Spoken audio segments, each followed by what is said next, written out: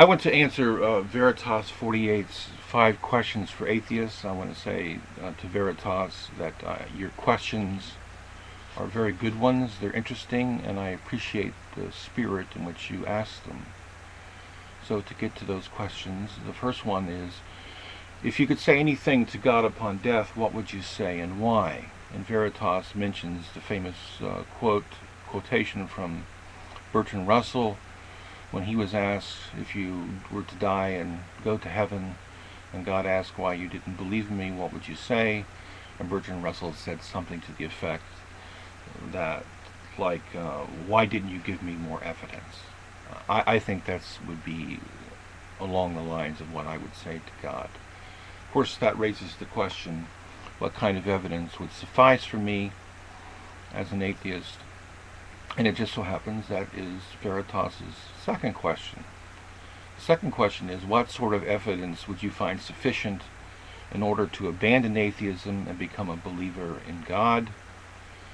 And I would say that the kind of evidence would be a few criteria. One is that God would take an empirical form on numerous occasions. The reason why I would want it to be on numerous occasions is because I wanted to make sure I'm not hallucinating or anything. That it would be a form that could be publicly verified. That is, more than one person could witness it. Perhaps a lot of people could witness it. Perhaps the whole world would be ideal. And that God would perform miracles of a supernatural quality.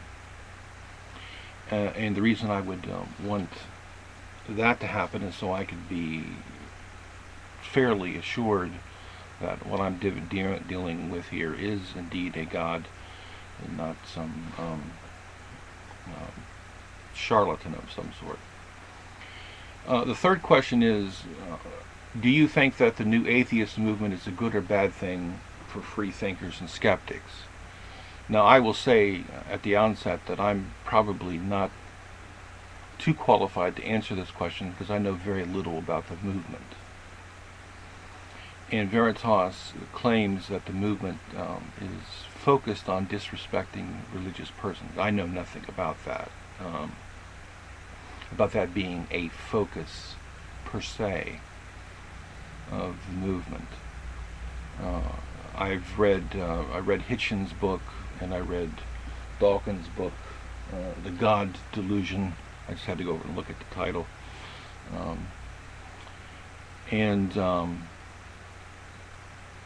I would say that they didn't pull any punches with religious beliefs, but I'm not sure that's the same as disrespecting religious persons.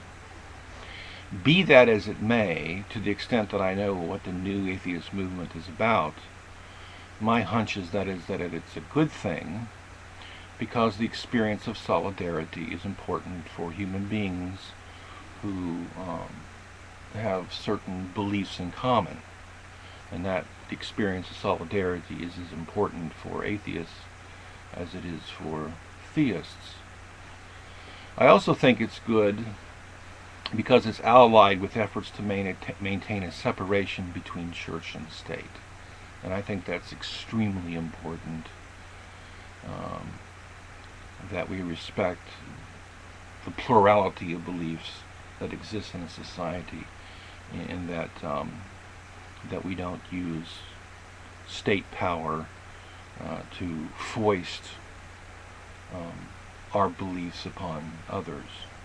So to the extent that the new atheist movement is focused on maintaining a separation between church and state is the extent to which I'm largely in support of it.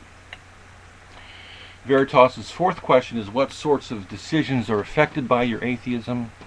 When I was younger and became an atheist, a great deal was affected by it. I was actually a minister, became an atheist. It meant a change of vocation.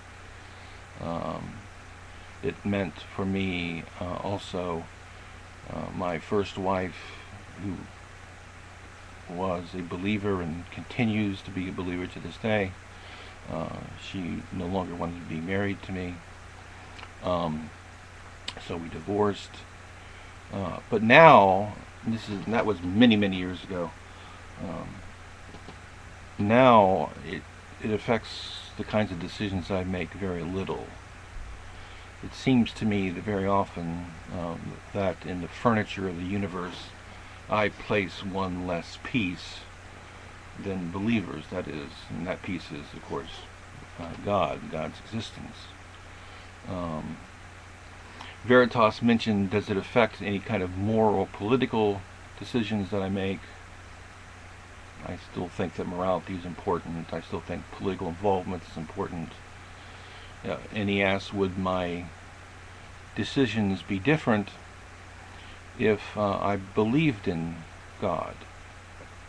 And I guess they would be different if I thought God existed and had persuasive and compelling views that might be reflected by the kinds of political and moral decisions I make. That is, I would have to be convinced that God exists, and second of all, that his views are correct, and that there's good reason for thinking that they're correct. And if I believed all that, then I guess it would affect the kinds of decisions that I make. But I'm an atheist, and so I'm not really sure that it affects my decisions. I know in the political realm there are conservative atheists and liberal radical atheists.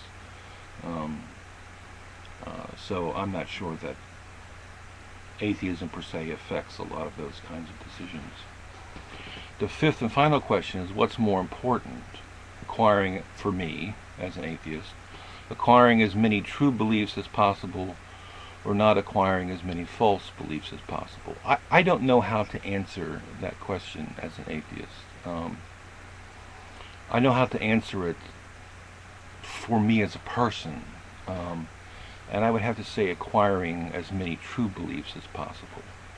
I consider myself a perpetual student.